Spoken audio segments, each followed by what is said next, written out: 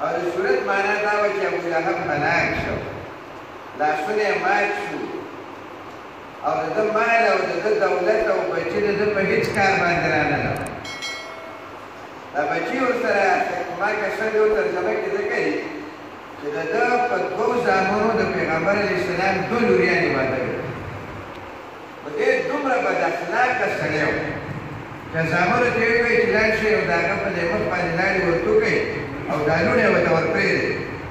هغه یو بدبخته راغی او د نبی علیه السلام په مخې د لاړو ورتوکلو کوشش وکړ.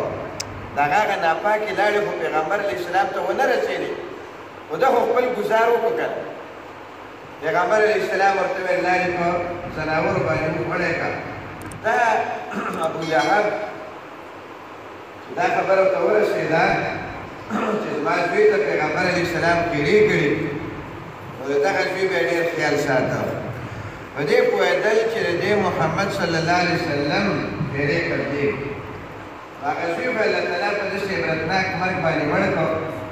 تجارتي قافله کې تللی او شام ته یا کوم ځای ته، نو دې پلار یې ورته وویل چې بله زما دا زوی چې تاسو کله پړاو کوئ که نه یو ځای کې دمه کوئ، نو دا به د ټولې قافلې په منځ کې سملوئ چې چېرته شر مخیات شی راځي نو چې دی ورته دلته نه رارسي.